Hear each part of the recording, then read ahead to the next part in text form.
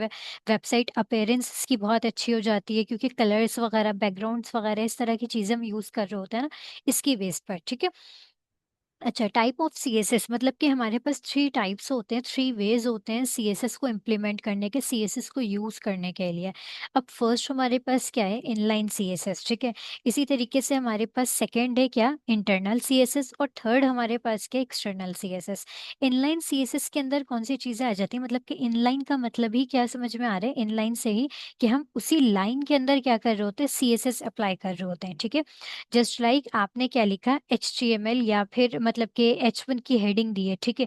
अब उस H1 के फर्स्ट टैग मतलब ओपनिंग टैग के अंदर ही आपने क्या डिफाइन कर दिया, कलर ब्लू, और फॉन्ट साइज इसको क्या होगा, 20 पिक्सल। तो ये आपके पास यहाँ पर क्या होगा है, ये इनलाइन CSS होगा है। ठीक है। इसको हम स्टेप बाय स्टेप इम्प्लीमेंट भी करते जा रहे हैं। ठीक है। यहाँ पर आके मैं एक और फोल्डर क्रिएट कर रही हूँ वापस से। www के नाम से मैंने एक फोल्डर क्रिएट कर लिया, किसी भी नाम से आप फोल्डर क्रिएट कर लो। ओपन विद कोड मैंने किया है। ठीक है। अच्छा, इसके 2 तरीके और भी हैं, जैसे कि इस फोल्डर को ओपन करके मैं क्या कर सकती हूँ, राइट क्लिक करके ओपन विद कोड कर सकती हूँ, या फिर आप यहाँ पर आओगे। ठीक है। यहाँ पर आने के बाद आपने डायरेक्टली क्या लिखा है, CMD लिखा है। ठीक है। CMD लिखने के बाद कोड स्पेस डॉट लिखना है आपने। तो ये जो आपका फोल्डर होगा, ये कहाँ पर ओपन हो जाएगा, आपके VS कोड के अंदर ओपन हो जाएगा। ठीक है। इस तरह से आपके पास जो भी फोल्डर है, जिसे भी ओपन करना है, आप उसे ओपन कर सकते हो। अच्छा, उसके बाद यहाँ पर आते हैं। यहाँ पर मैंने क्या किया है, न्यू फाइल क्रिएट की है। क्रिएट करने के लिए index.html जस्ट लिखा है। index.html लिखने के बाद बॉयलर प्लेट मैंने लिख लिया। ठीक है। यहाँ पर आके डॉक्यूमेंट पे मैंने क्या लिखा, इनलाइन CSS, या फिर आप डायरेक्टली क्या लिख लो, CSS लिख लो, क्योंकि हम इसके अंदर सारी चीजें इंप्लीमेंट कर रहे होंगे। ठीक है। मैंने यहाँ पर H1 की एक हेडिंग ली है। H1 हेडिंग लेने के बाद हेलो वर्ल्ड मैंने लिखा है। अच्छा, लास्ट क्लास तक के हम क्या कर रहे थे, राइट क्लिक करके ओपन विद कोड कर रहे थे, मतलब कि कॉपी पाथ कर रहे थे। कॉपी पाथ करने के बाद देन ब्राउजर पे हम अपने पेस्ट कर रहे थे। ठीक है। अच्छा, यहाँ पर आकर मैंने क्या किया है, पेस्ट किया इसे, हेलो वर्ल्ड आपको शो हो रहा है। बट जब भी हम कोई भी चीज़ यहाँ पर चेंजिंग कर रहे हैं, तो हमारे पास क्या है, यहाँ पर हमें पेज को रिफ्रेश करने की ज़रूरत पड़ रही है। बट मैं ऐसा नहीं चाह रही हूँ। मैं क्या चाह रही हूँ, यहाँ पर मैं कोई भी काम करूँ तो वो बाय डिफ़ॉल्ट क्या हो जाए, यहाँ पर इम्प्लीमेंट, जैसे कि पेज रिफ्रेश ऑटोमेटिकली हो जाए। तो उसके लिए हम किसका यूज़ करते हैं, एक्सटेंशन का यूज़ करते हैं। ठीक है। अब जैसे कि गो लाइव यहाँ पर आ रहा है। ठीक है। ये रन लाइव सर्वर है, ये किस तरह से आया है, यहाँ पर आप एक्सटेंशन के ऑप्शन पे आओगे, और यहाँ पर मैंने क्या लिखा है, लाइव सर्वर। ठीक है। फर्स्ट आपके पास एक्सटेंशन आ रही है, जस्ट इस पे जाना है, और यहाँ पर आके आपके पास अनइंस्टॉल का भी ऑप्शन आ रहा है। क्यों आ रहा है, क्योंकि ये ऑलरेडी इंस्टॉल है। ठीक है। आपने क्या करना है, यहाँ पर आके इंस्टॉल कर लेना है। अभी तो अनइंस्टॉल का आ रहा है ना, आपके पास इंस्टॉल का आ रहा होगा, आपने इंस्टॉल करना है। इंस्टॉल करने के बाद आपके पास यहाँ पर गो लाइव का एक ऑप्शन आ रहा होगा, या फिर राइट क्लिक करके जब आप देखोगे, तो यहाँ पर एक और ऑप्शन आता है, ओपन विथ लाइव सर्वर। ठीक, ओपन विथ लाइव सर्वर पे आपने जाना है, नहीं तो फिर। अच्छा, उसके लिए यहाँ पर आते हैं, राइट क्लिक कर दिया मैंने। राइट क्लिक करने के बाद open with live server allow किया मैंने। देन इसे चेक करते हैं। अब देखो, यहाँ पर इसका पाथ जो है ना, चेंज है। ठीक है। मतलब कि यूआरएल थोड़ा सा चेंज होगा। यहाँ पे पूरे एक यूआरएल आ रहा है कि सी ड्राइव यूजर के अंदर, ये इस तरह से आपके पास पूरे एक एक फोल्डर को डिफाइन किया गया है, बट ये बाय डिफॉल्ट लाइव चल रहा होता है आपके पास। अब यहाँ पर मैंने अगर कोई भी चेंजिंग की है, जस्ट लाइक मैंने H2 लिखा है। ठीक है। H2 के अंदर हेलो मैंने लिखा है, डिफाइन किया।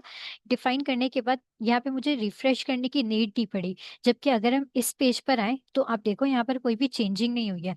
मुझे रिफ्रेश करने की नीड पड़ेगी, जरूरत पड़ेगी, देन ये पेज आपके पास रिफ्रेश होगा और आपका कंटेंट विजिबल होगा। क्लियर है यहाँ तक के? अच्छा, अब इनलाइन सीएसएस की तरफ आ जाते हैं। इसको आप अपने पास भी इम्प्लीमेंट कर लेना। उसके अलावा ये आप जो भी काम कर रहे होते हो इस VS कोड के अंदर, इस फाइल के अंदर, तो आपके पास क्या होता है कि बार बार आपको कंट्रोल एस करने की नीड पड़ती है। फाइल के अंदर आप जब आओगे, तो ऑटो सेव का एक ऑप्शन आता है। जब ऑटो सेव कर देते हो, तो ये वाली चीज ऑटोमेटिकली सेव हो रही होती है, आपको बार बार कंट्रोल एस करने की नीड नहीं पड़ती है। ठीक है।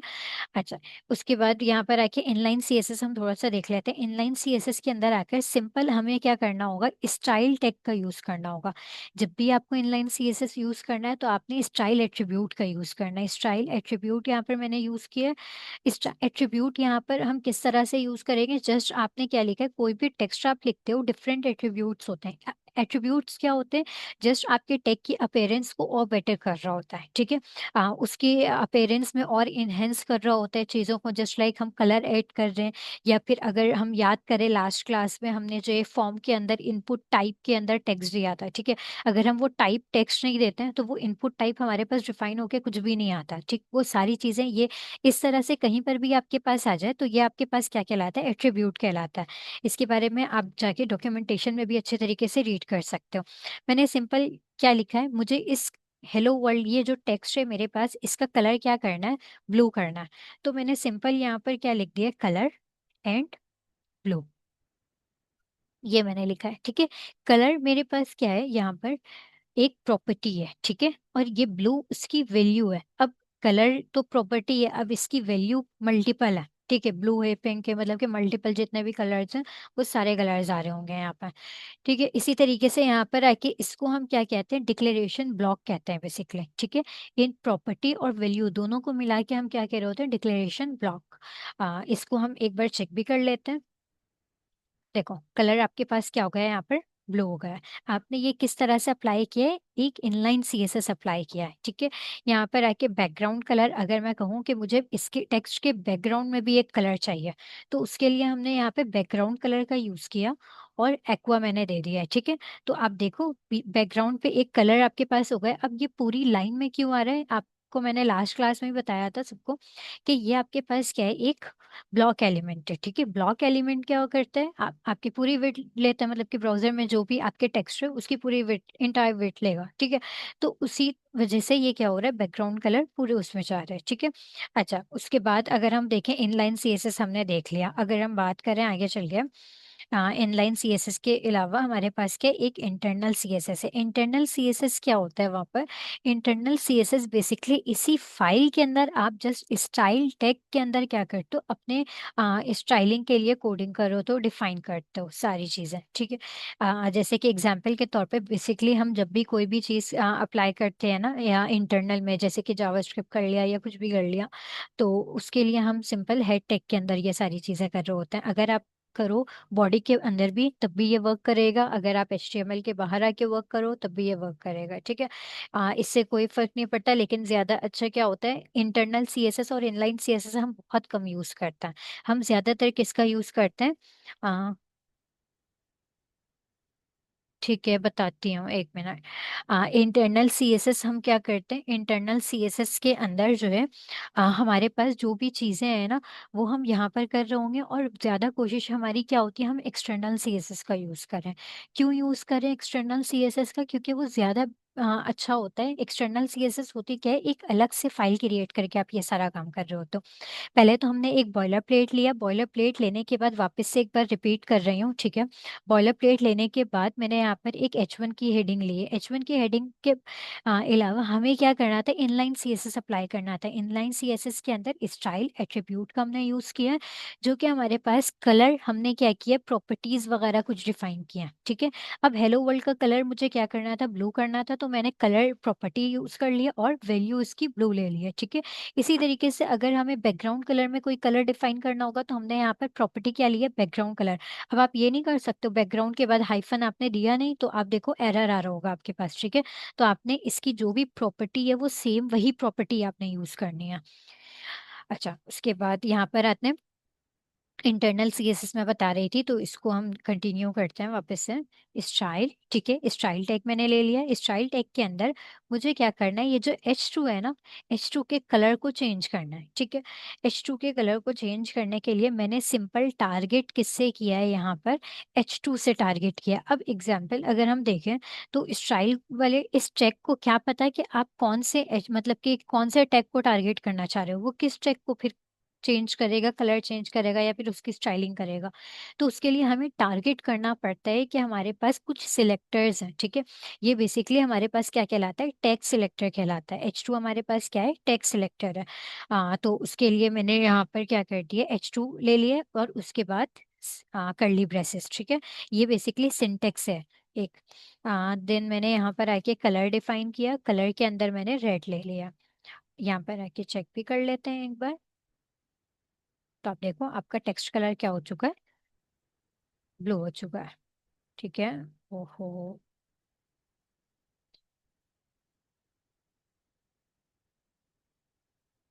1 मिनट।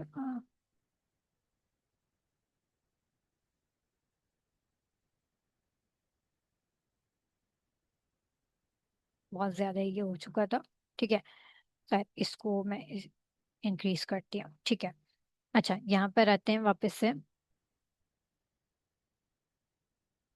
मैंने क्लोज कर दिया है, तो इसको वापस से ओपन कर लेते हैं ताकि ये वाली चीज़ हम देख सकें। ठीक है, ओके यहाँ पर। ठीक है, हेलो वर्ल्ड मैंने लिख दिया, यहाँ पर आके मैंने ये रेड कलर से ये भी दे दिया है। ठीक है। अच्छा, अब मुझे क्या करना है, एक इंटरनल सीएसएस हमने देख लिया और उसके अलावा हमने इनलाइन सीएसएस देख लिया। अब मुझे एक्सटर्नल सीएसएस देखना है। एक्सटर्नल सीएसएस बेसिकली क्या होता है, आप एक अलग से फाइल क्रिएट करके काम कर रहे होते हो। मैंने यहाँ पर आके एक फाइल क्रिएट की है, किस नाम से, style dot C S S के नाम से। Dot C S S basically क्या है, सी एस एस की एक्सटेंशन है। ठीक है। हाँ, अब अगर हम HTML की बात करें तो HTML वाली फाइल को बताना होता है ना कि हम HTML का यूज़ कर रहे हैं। इसी तरीके से CSS के अंदर भी हमें डिफाइन करना है कि हम किसका यूज़ कर रहे हैं, CSS का काम करेंगे इसके अंदर। ठीक है। तो उसके लिए अगर मैंने यहाँ पर आके देखो, आपने क्या किया, H2 दे दिया। ठीक है, मैंने यहाँ पे सिंपल H3 का भी यूज़ कर लिया और मैंने कुछ हेडिंग दे दी। ठीक। अब इसका इसका फॉन्ट साइज अगर मैं चाहूँ इंक्रीज करना, तो मुझे इसका फॉन्ट साइज क्या करना है, इस टेक्स्ट का इंक्रीज करना है। यहाँ पे आके मैंने सिंपल हेडिंग 3 दे दिया ताकि ये वाली चीज़ क्लियर हो जाए। हेडिंग 3 मैंने लिख दिया। ठीक है। अब मैं इस टेक्स्ट का फॉन्ट साइज क्या करना चाह रही हूँ, इंक्रीज करना चाह रही हूँ। तो उसके लिए सिंपल मैंने यहाँ पर आके H3 लिखा। देन यहाँ पर भी हम टारगेट किस तरह से करेंगे, जिस तरह से हमने इंटरनल सीएसएस के अंदर किया था। इंटरनल सीएसएस और एक्सटर्नल सीएसएस एक तरह से समझो बिल्कुल सेम है। जस्ट हम स्टाइल टैग के अंदर काम कर रहे होते हैं अपनी उसी फाइल के अंदर। तो वो हमारा इंटरनल सीएसएस कहलाता है। एक्सटर्नल सीएसएस एक अलग से फाइल क्रिएट करते हैं और उसके अंदर काम करते हैं, तो वो हमारा एक्सटर्नल सीएसएस कहलाता है। इसी के साथ मैंने यहाँ पर आके फॉन्ट साइज दे दिया है। ठीक है। फॉन्ट साइज देन मैंने यहाँ पर आके 50 px दे दिया। ठीक है। चेक करते हैं। बट अभी कुछ भी नहीं होगा, क्यों नहीं होगा। अब देखो, यहाँ पर हमने क्या किया, style dot C S S की एक फाइल तो क्रिएट कर ली है, बट क्या हमने बताया है इस index dot H T M L को कि आप हमारी इस फाइल को टारगेट करो, नहीं बताया। तो उसके लिए हमें इसे डिफाइन भी करना होगा कि इस फाइल को क्या करना है, समझो एक तरीके से कनेक्ट करवाना है। तो उसके लिए क्या है, लिंक सी एस एस, आप इस पर आओगे। ठीक है, सी एस एस पे आने के बाद जस्ट आपने style dot C S S, अब जरूरी नहीं है आप style dot C S S ही लिखो, आप कोई भी नाम लिख सकते हो, स्टाइल लिखो या फिर फर्स्ट लिखो, सेकंड लिखो, उससे कोई फर्क नहीं पड़ेगा। जस्ट लास्ट में आपने क्या यूज करना है, डॉट सी एस एस का यूज करना है आपने। यहाँ पर आते हैं वापस, चेक करते हैं, तो आप देखो इसका फॉन्ट साइज क्या हो चुका है, इंक्रीज हो चुका है। राइट क्लिक करके अगर मैं इंस्पेक्ट करूँ, इंस्पेक्ट करने के बाद मैंने सिंपल यहाँ पर आके इसको चेक करना है। तो आप देखो यहाँ पर फॉन्ट क्या आ रहा है, यहाँ पर 50 पिक्सल आ रहा है। अगर आप देखो तो कलर ब्लैक, कलर ब्लैक के बाद फॉन्ट क्या आ रहा है आपके पास, 50 पिक्सल आ रहा है। अगर हम इसका फॉन्ट देखें तो 20 पिक्सल है, 24, और इसका 32 पिक्सल है। ठीक है। इस तरह से आप क्या कर सकते हो, फॉन्ट साइज वगैरह इंक्रीज और डिक्रीज कर सकते हो। ठीक है। अच्छा, उसके बाद यहाँ पर आके अगर हम देखें, अभी हमने कौन से सिलेक्टर को देखा है, टेक्स्ट सिलेक्टर को देखा है। इसी तरीके से हमारे पास कौन कौन से सिलेक्टर्स होते हैं, बेसिकली मेन हमारे पास 4 सिलेक्टर्स होते हैं। ID selector. ठीक है। यहाँ पर आकर मैं लिख देती हूँ, ID, class, universal and text.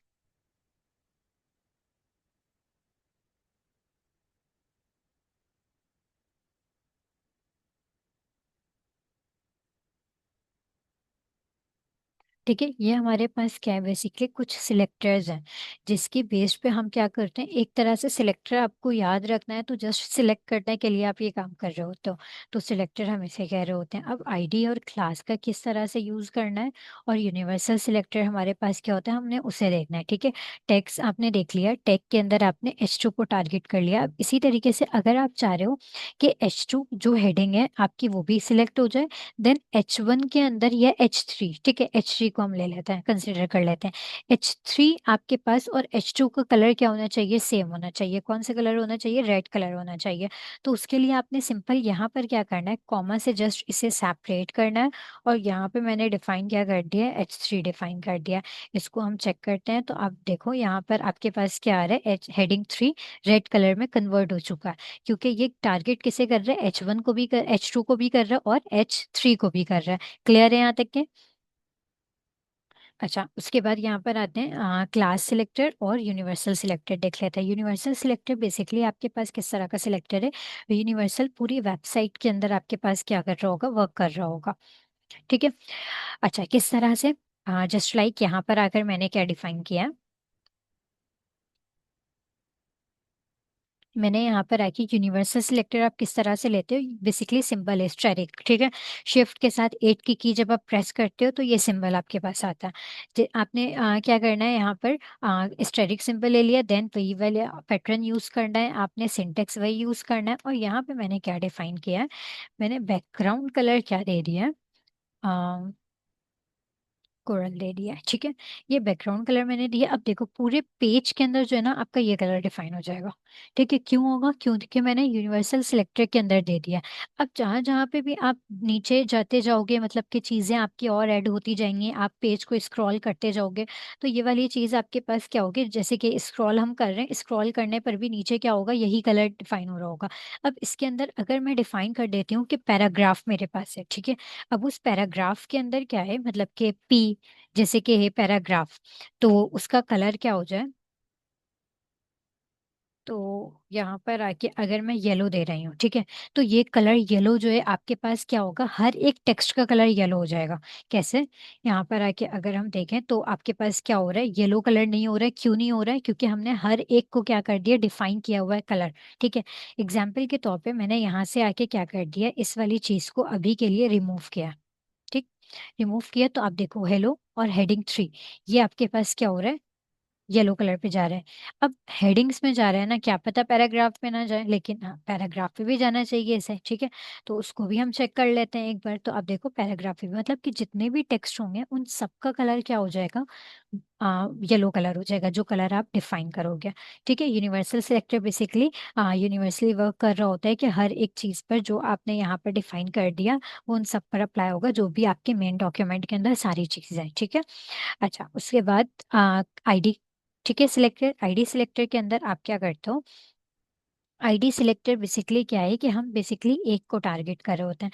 हम किसका यूज कर रहे हैं, ज्यादातर हम किसका यूज करते हैं, क्लास और आईडी का ही यूज करते हैं। टैग सिलेक्टर हम बहुत कम यूज करते हैं, क्योंकि टैग्स आपके पास मल्टीपल यूज हो रहे होते हैं आपके डॉक्यूमेंट के अंदर। H1 भी आप मल्टीपल टाइम यूज करते हो, H2 भी आप मल्टीपल टाइम्स यूज करते हो, मतलब कि हर एक टैग को आप मल्टीपल टाइम्स यूज कर रहे होते हो अपनी वेबसाइट के अंदर ना। तो इस वजह से हम टैग्स का बहुत कम यूज करते हैं। हम ज्यादातर किसका यूज करते हैं, आईडी और क्लास का यूज करते हैं। तो उसके लिए उसको भी हम एक बार चेक कर लेते हैं। ओके, style.css पेज ओपन कर लिया मैंने।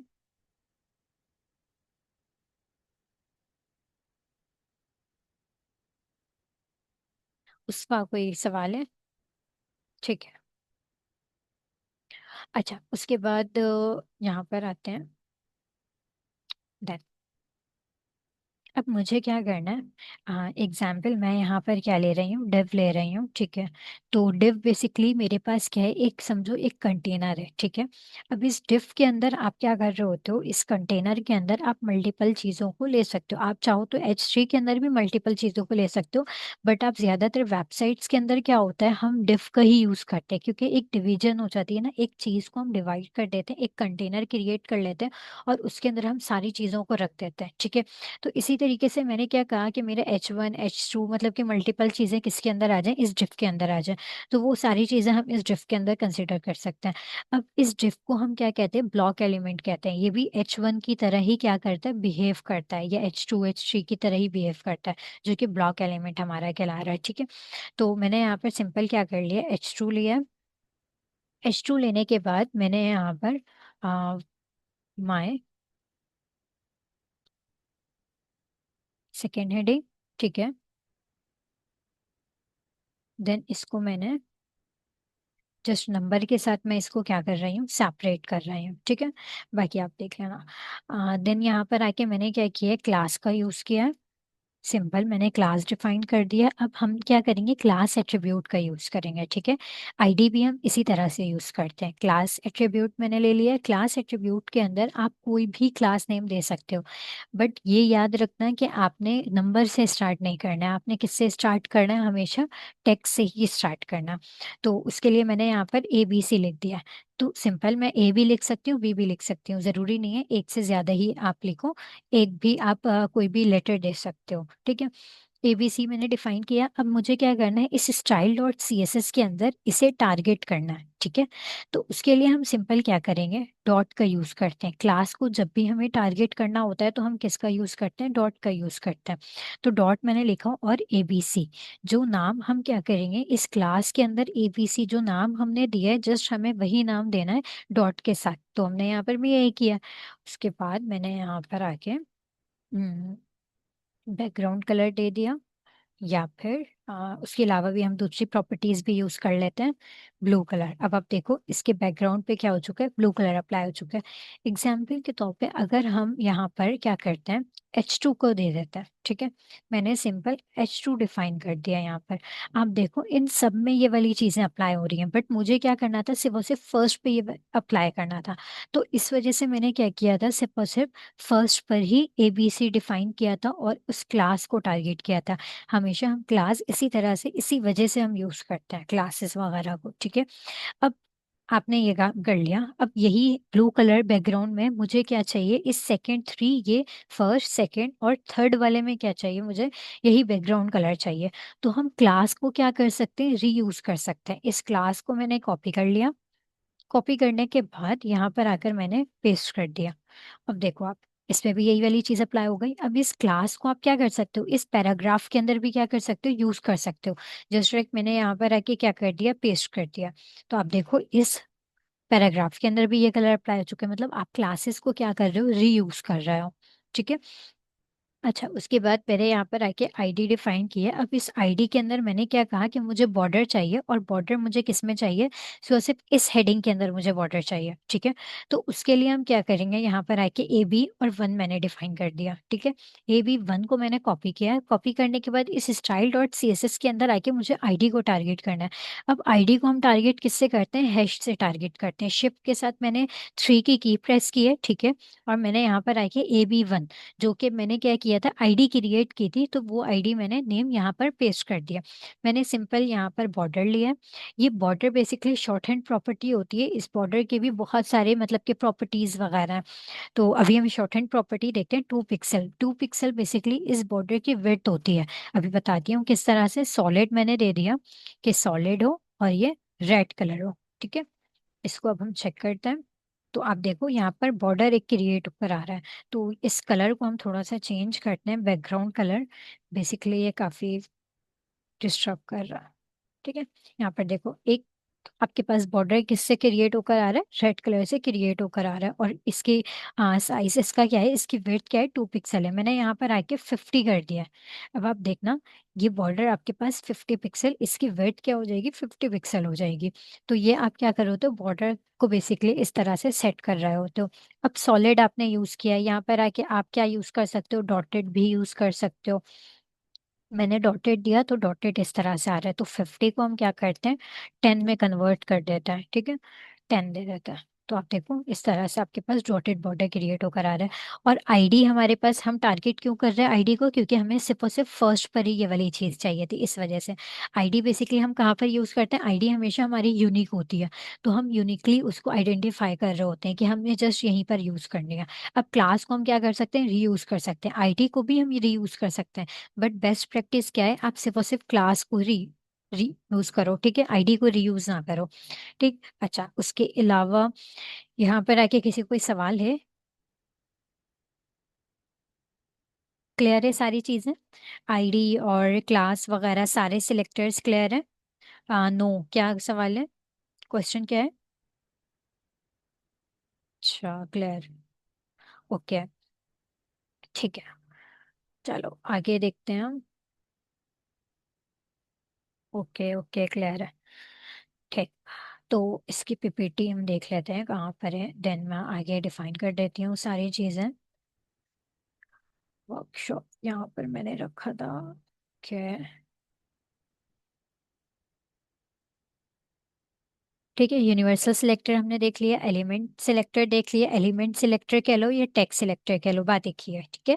अच्छा, टाइप्स ऑफ सिलेक्टर के अंदर हमारे पास कौन से, क्लास सिलेक्टर और आईडी सिलेक्टर भी हमने देख लिया। अब सीएसएस की प्रॉपर्टीज हम देख लेते हैं थोड़ी सी, कि सीएसएस की प्रॉपर्टीज हमारे पास कौन कौन सी आ जाती हैं, किस तरह से आती हैं। तो सीएसएस की प्रॉपर्टीज, टेक्स्ट प्रॉपर्टीज और फॉन्ट प्रॉपर्टीज के अंदर अगर हम देखें, कलर हमने यूज कर लिया कि हम कलर क्या कर सकते हैं, टेक्स्ट का चेंज कर सकते हैं, कोई भी कलर आप यूज कर सकते हो। फॉन्ट साइज भी हम चेंज कर सकते हैं, फॉन्ट साइज भी हमने देख लिया कि हम फॉन्ट साइज किस तरह से चेंज करते हैं। फॉन्ट फैमिली, जो आप वर्ड वगैरह में भी मे बी यूज, किसी ने वर्ड वगैरह किया हो तो वहां पर देखा होगा फॉन्ट थीम का एक ऑप्शन होता है, और उसमें Times New Roman sans serif इस तरीके से मल्टीपल आपके पास font family, font theme define किया हुआ होता है। तो यहाँ पर भी फॉन्ट फैमिली उसी तरह से हम यूज करेंगे। फॉन्ट वेट के, उसको वेट कितना होना चाहिए, फॉन्ट का बोल्ड होना चाहिए या फिर उसके अलावा कोई दूसरा एक्स्ट्रा या फिर नॉर्मल होना चाहिए, तो वो फॉन्ट वेट के अंदर आ जाती है चीज़ें। फॉन्ट स्टाइल क्या है, इटैलिक होगा या फिर आपको कोई दूसरे स्टाइल में भेजना है। ठीक है। टेक्स्ट अलाइन, आपने टेक्स्ट की अलाइनमेंट क्या होनी चाहिए, बाय डिफॉल्ट हमारी टेक्स्ट की अलाइनमेंट क्या होती है, लेफ्ट साइड पे होती है। तो उसको हम क्या करते हैं, अगर हमें सेंटर में करना है तो हम किसका यूज करते हैं, सेंटर का यूज करते हैं। ठीक है। तो हम step by step, one by one करते हैं इसको। तो फॉन्ट स्टाइल हम पहले कर लेते हैं। ठीक। तो यहाँ पर आ जाते हैं, देन इस ए बी सी के अंदर, या फिर इस ए बी वन को ही हम टारगेट इसके अंदर ही कर लेते हैं। ठीक है। टेक्स्ट अलाइन हमें क्या करना है, सेंटर करना है। ठीक है। तो यहाँ पर आके अगर हम देखें तो आपकी अलाइनमेंट क्या हो चुकी है, टेक्स्ट की सेंटर में हो चुकी है। ये सेकंड हेडिंग पे ही मैंने अप्लाई किया था, क्योंकि आईडी आप देखो ए बी वन है, और ये कहाँ पर है आपके पास, इस वाले डफ के अंदर है। ठीक है। अच्छा, उसके बाद यहाँ पर आके अगर हम देखें, हमने क्या देखना है, फॉन्ट वेट और फॉन्ट स्टाइल देखना है। तो फॉन्ट वेट के अंदर हम आ जाते हैं। फॉन्ट वेट, अब देखो फॉन्ट वेट के अंदर आपके पास मल्टीपल आते हैं, 900 इसकी लास्ट है। ठीक है। और ये स्टार्ट कहाँ से होता है, 100 से होता है। ठीक है। 100 से स्टार्ट होता है और 900 इसकी लास्ट आ रहा होता है। अब अगर आपने क्या करना है, बोल्ड करना है, बोल्डर करना है, तो ये वाली चीज़ें आपके पास कहाँ पर आ रही होती हैं, यहाँ पर आती है। जैसे कि कंट्रोल स्पेस मैंने किया, कंट्रोल स्पेस करने के बाद अब देखो बोल्डर आ रहा है, लाइटर आ रहा है, ये सारे। अब मैंने लाइट ले लिया। ठीक है। कि मेरे पास क्या हो, लाइट सा हो। तो यहाँ पर आके हम चेक करते हैं तो काफी लाइट हो चुका है ये। अगर आप इसको कोई किसी बहुत मेन हेडिंग के अंदर करोगे ना, तो ये काफी मतलब कि फर्क पता चल रहा होता है वाज़े कि ये काफी ज्यादा लाइट हो चुका है। अगर हम इस वाली हेडिंग को देखें तो ये थोड़ा सा बोल्ड है, और इस वाली हेडिंग को अगर हम देखें तो ये हमारे पास थोड़ा सा लाइट हो चुका है। तो लाइटर आपके पास इस तरह से काम कर रहा है। बोल्ड भी आप यूज कर सकते हो। बोल्ड आप कभी यूज करोगे, जब आपका फॉन्ट वेट जो है काफी लाइट सा होगा, तब आप उस जगह पे बोल्डर यूज करोगे। जस्ट लाइक पैराग्राफ हेडिंग है, स्पेन टैग है, इस तरीके से मल्टीपल। ठीक है। अच्छा, उसके बाद हमारे पास क्या है, लेटर स्पेसिंग। के लेटर स्पेसिंग, टेक्स्ट डेकोरेशन पहले देख लेते हैं कि टेक्स्ट डेकोरेशन हमारे पास क्या है। Font style and text decoration. Italic मैंने कर लिया। इटैलिक से क्या होगा, ये थोड़ा सा टेढ़ा हो जाता है। ठीक है। ये इस तरह से टेक्स्ट डेकोरेशन। अब टेक्स्ट डेकोरेशन के अंदर हमारे पास क्या है, डॉटेड है, डबल है, लाइन थ्रू है। अब एग्जाम्पल के तौर पे मैंने क्या ले लिया, डबल ले लिया। डबल लेने पर यहाँ पर आके अगर हम चेक करें तो कोई भी चीज़ आपके पास नहीं आ रही है, तो इसके लिए हम क्या करते हैं, एक सिंपल ये वाली चीज़ हम किस टेक्स्ट के अंदर ले लेते हैं, ये वाली इस हेडिंग के अंदर। वो ब्लू कलर से बिल्कुल हो रहा है ना, तो इस वजह से हमें मे बी वाली चीज़ शो नहीं हो रही हो। इस हेलो को सिंपल हम लेते हैं, कहाँ पर है, ये H2 के अंदर है। तो मैंने यहाँ पर आके H2 को टारगेट कर लिया। देन H2 को टारगेट करने के बाद यहाँ पर आके मैंने पेस्ट कर दिया। अगर ये यहाँ पर नहीं आ रहा है तो हमें क्या करना है, टेक्स्ट डेकोरेशन कलर। ठीक है। हमें क्या डिफाइन करना है, टेक्स्ट डेकोरेशन कलर डिफाइन करना है। तो कलर के लिए मैंने क्या डिफाइन किया, ब्लू डिफाइन कर दिया। नहीं आया ये, टेक्स्ट डेकोरेशन, इसकी विड्थ डिफाइन करनी होगी हमें। तो इसकी विड्थ के लिए हम अगर पर जाएं, text decoration thickness 5 pixel. Then refresh, ये वर्क नहीं कर रहा है, क्यों नहीं कर रहा है, चेक कर लेती हूँ मैं।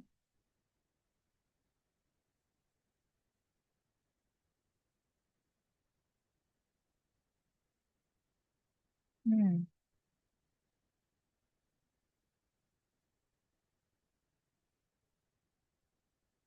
अगर मैं इसके अंदर ही डिफाइन करके चेक कर लूँ एक बार। ये बहुत कम ये वाली चीज यूज होती है।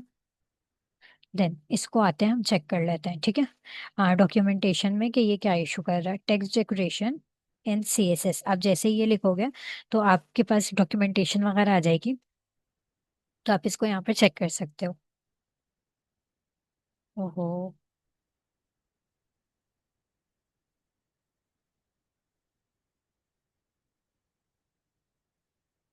इंटरनेट इशू कर रहा होगा फिर।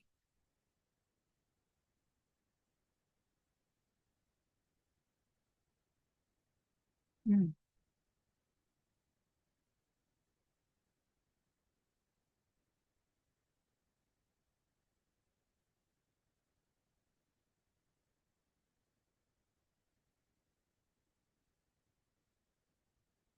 अच्छा सिंपल, अगर हम इसको देखें अंडरलाइन करके चेक कर लेते हैं एक बार।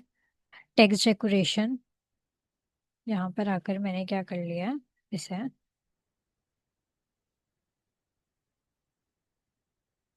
अंडरलाइन किया है, तो अंडरलाइन ये वर्क कर रहा है। अंडरलाइन ये वर्क कर रहा है। लाइन थ्रो भी हम करके एक बार चेक कर लेते हैं, लाइन थ्रो भी ये वर्क करेगा। ये देखो लाइन थ्रो भी इस पे वर्क कर रहा है। जब हम कलर वगैरह यहाँ पे डॉटेड मैंने यूज किया, तो ये डॉटेड पे ये वर्क नहीं कर रहा है। ठीक है, बाकी उस पे ये वर्क कर रहा है। कुछ जगहों पे ये होता है स्टाइलिंग के अंदर, जब आप स्टाइलिंग देते हो ना, डिफाइन करते हो, तो कुछ बॉर्डर्स की प्रॉपर्टीज भी इन सब में आ रही होती हैं, ठीक है। मे बी इस वजह से ये डॉटेड वगैरह यूज ना कर रहा हो, अप्लाई ना हो रहा हो। एक बार हम जो डॉटेड करके वापस से हम चेक करते हैं। रिफ्रेश किया, देखो डॉटेड अप्लाई नहीं हो रहा है, जस्ट बाकी डबल वगैरह बाकी दूसरी चीजें यूज हो रही हैं यहाँ पर। ठीक, तो इसको आप अगर चाहो तो अब डबल भी आपके पास अप्लाई नहीं हो रहा, क्यों नहीं हो रहा। यहाँ पर आके अगर हम देख,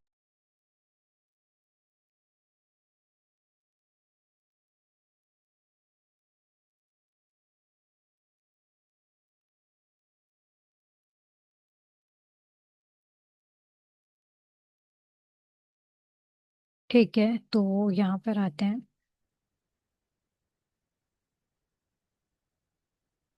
ठीक है, तो ये वाली चीज हम बाद में इसको एक बार चेक कर लेंगे कि ये इशू क्या कर रहा है, ठीक है। कुछ टाइम पे ये वर्क कर रहा है, कुछ में ये वर्क नहीं कर रहा है।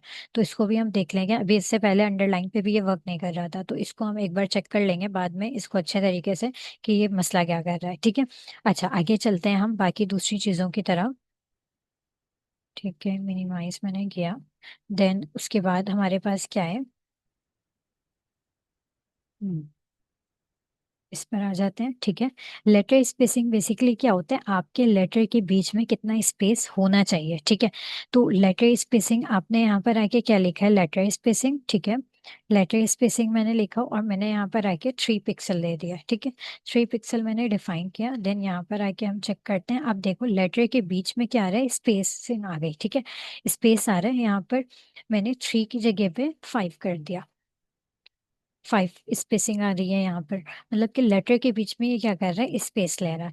उसके बाद लाइन हाइट, लाइन हाइट हम कहाँ पर अप्लाई करते हैं, लाइन हाइट जो है हम इस पैराग्राफ के अंदर अप्लाई करते हैं, ताकि ये वाली चीज़ ज़्यादा अच्छे तरीके से समझ में आए, क्योंकि 3 लाइन्स हैं यहाँ पर।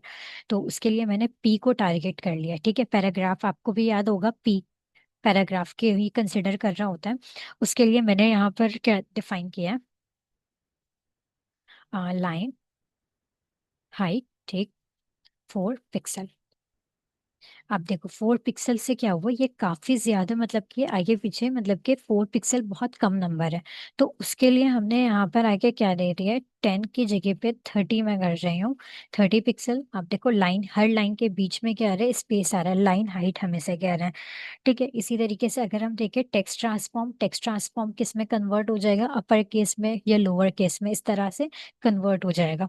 तो आप लोग इसको एक बार ट्राई कर लेना, ठीक है। ये सारी प्रॉपर्टीज इंपॉर्टेंट है जो कि यहाँ पर लिखी हुई है, बहुत कम जैसे कि अंडरलाइन वगैरह, टेक्स्ट डेकोरेशन या लेटर स्पेसिंग वगैरह यूज होता है, लेकिन यूज होता है कुछ ना कुछ जगहों पे, ठीक है। तो कलर वगैरह ये सारी चीजें यूज हो रही होती हैं डेली उसमें, हर वेबसाइट के अंदर। सीएसएस प्रॉपर्टीज के अंदर मेन इंपॉर्टेंट रोल होता है बॉक्स मॉडल का। अब बॉक्स मॉडल क्या होता है, हम इसको एक बार देखते हैं। मैंने यहाँ पर आके सिंपल क्या लिखा है, बॉक्स मॉडल, ठीक है, इन सीएसएस।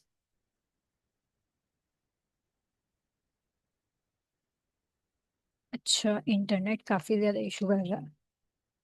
इमेजेस पे हम आते हैं।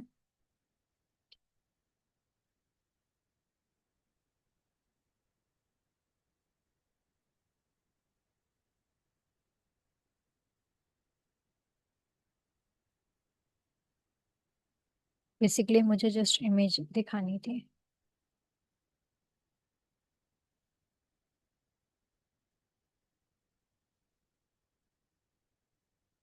बाकी यहाँ तक के क्लियर है, जितनी भी चीजें भी बताई हैं।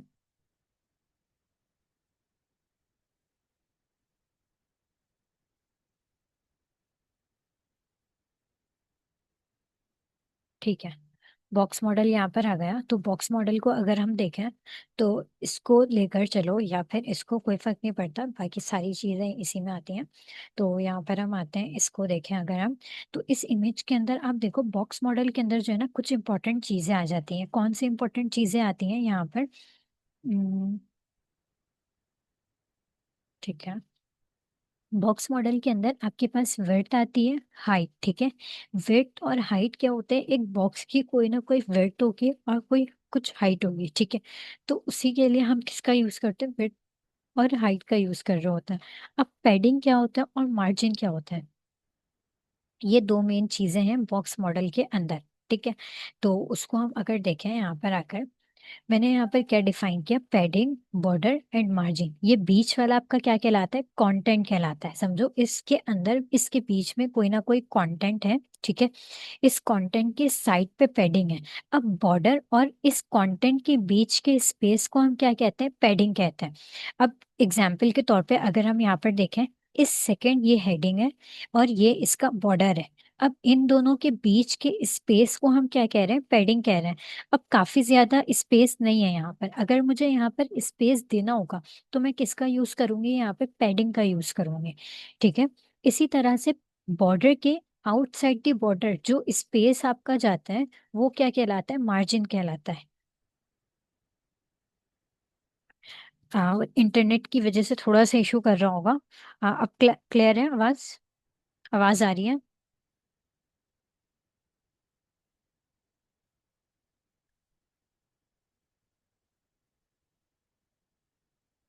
ठीक है। अच्छा, उसके बाद यहाँ पर आके अगर हम देखें, तो कनेक्शन तो चल रहा है, ठीक है।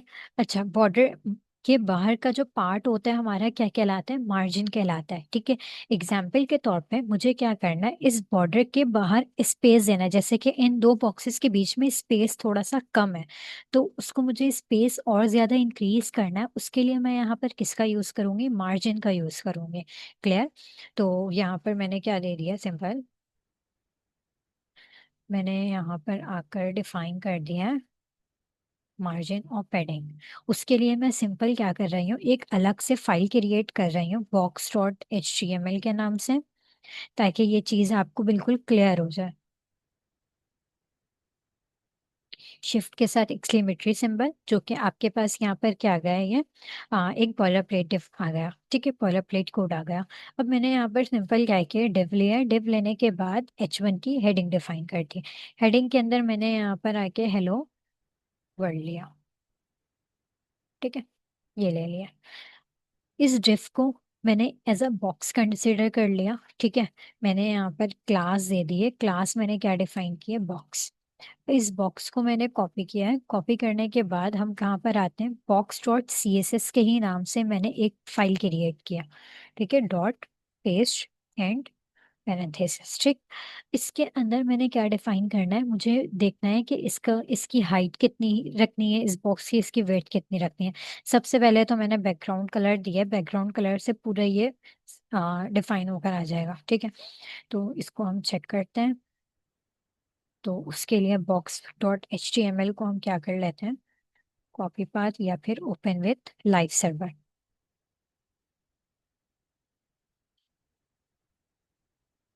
मैंने कॉपी पेस्ट किया। तो आप देखो यहाँ पर कोई भी चीज़ शो नहीं हो रही है, क्यों नहीं हो रही है? क्योंकि हमने लिंकिंग नहीं करवाई है। तो लिंक हम करवा लेते हैं CSS। देन यहाँ पर स्टाइल की जगह पे हमें क्या डिफाइन करना है? बॉक्स डिफाइन करना है, बॉक्स डॉट CSS। तो रिफ्रेश किया इस पेज को, तो आप देखो कलर डिफाइन होकर आ गया बैकग्राउंड में। अब मुझे क्या करना है, यहाँ पर आके इसकी हाइट और विड्थ डिफाइन करनी है। उसके लिए सिंपल मैंने यहाँ पर हाइट ले लिया है। हाइट कितनी ली है? 200 पिक्सल। और विड्थ कितनी ली है?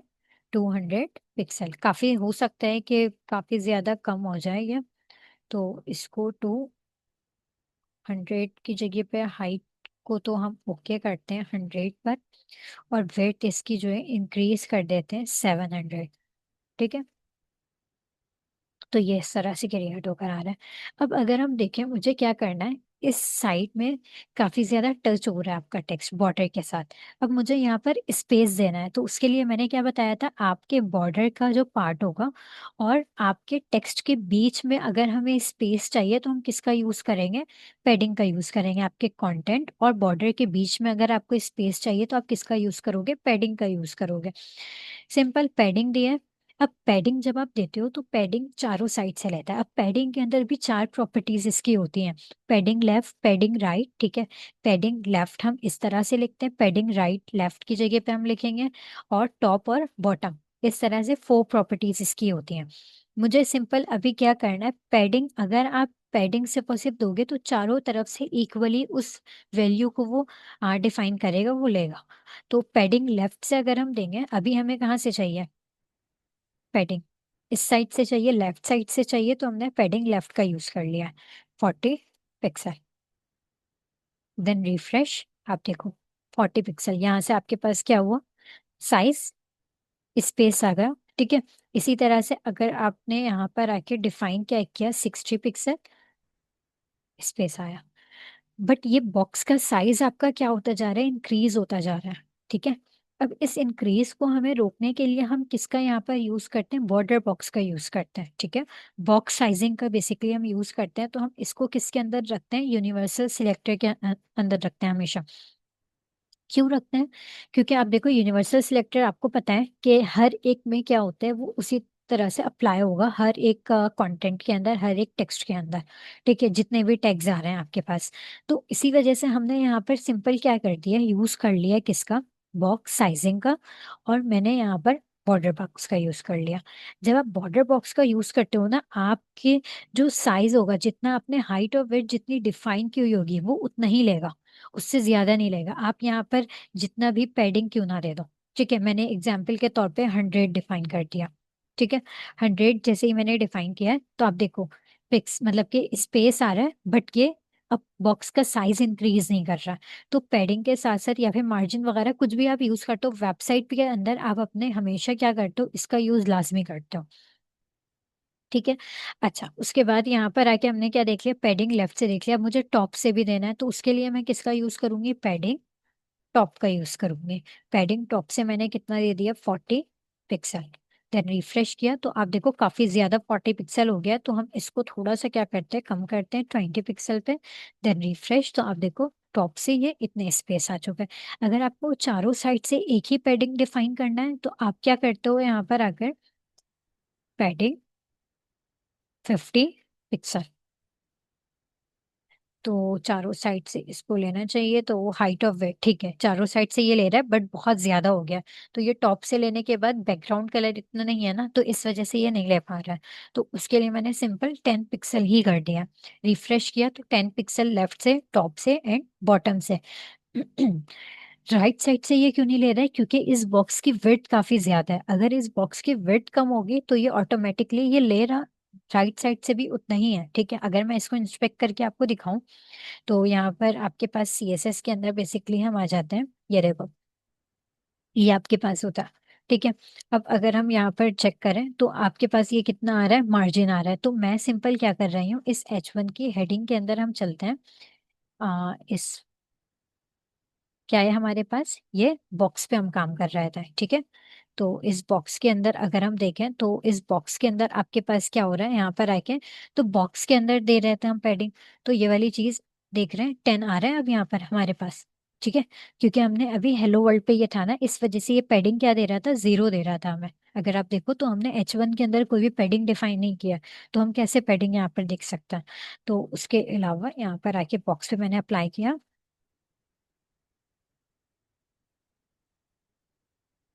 बेटा इंटरनेट इशू कर रहा है, हर जगह पे ही कर रहा है मेरे ख्याल से, मैं भी क्योंकि मेरा भी इशू कर रहा है इंटरनेट। हाँ ठीक है। अच्छा, तो इसके अलावा थोड़ा सा इसको देख रहे थे, ठीक है। इस बॉक्स के अंदर आते हैं, अगर आप बॉर्डर डिफाइन करो, देखो आपने कोई भी बॉर्डर अभी डिफाइन नहीं किया तो बॉर्डर आ रहा नहीं है। पैडिंग आपने डिफाइन किया 10 10 10, तो वो चारों साइड से इक्वली 10 ले रहा है। अब इसी तरह से अगर हम मार्जिन देखें तो मार्जिन हमने डिफाइन नहीं किया। अब मैंने क्या बताया था कि मार्जिन हमारे पास क्या होता है, आपके बॉर्डर के बाहर का जो हिस्सा होता है वो मार्जिन कहलाता है। तो उसके लिए मैंने सिंपल यहाँ पर मैंने क्या दे दिया, मार्जिन 14 पिक्सल, ये डिफाइन कर दिया।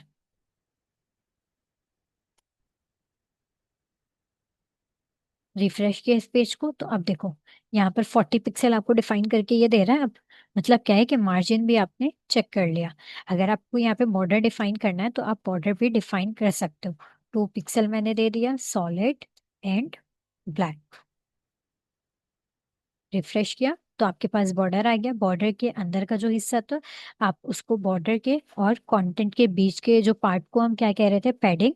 और बॉर्डर के बाहर के जो पार्ट था उसको हम क्या कह रहे हैं, मार्जिन कह रहे हैं, ठीक है। अगर आपको बॉर्डर के बाहर स्पेस देना है तो आप किसका यूज करोगे, मार्जिन का यूज करोगे। बॉक्स मॉडल क्लियर है, किसी का कोई सवाल है यहाँ पर।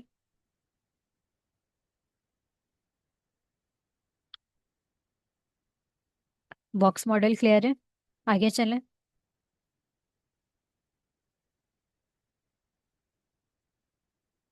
जी ठीक है, चलो ओके है यहाँ तक के बिल्कुल।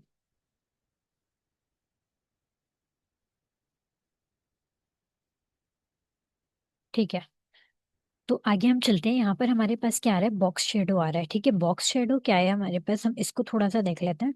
बॉक्स के अगर हमें कोई शेडो इफेक्ट देना है तो उसको हम किस तरह से देंगे।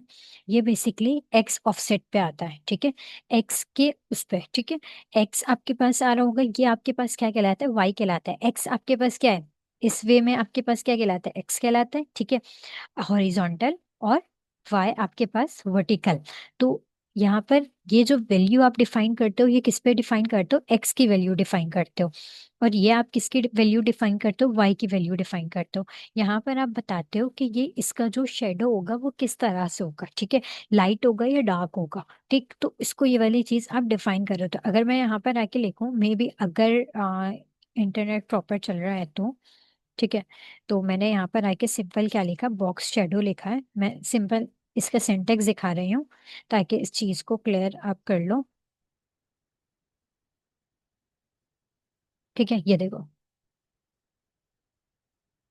Horizontal and vertical, blur radius, split radius, ठीक है। ये कितना फैले, ठीक है। और उसके बाद आप क्या करते हो, कलर डिफाइन करते हो। तो इसको हम एक बार करके चेक कर लेते हैं। बॉक्स शेडो मैंने दिया।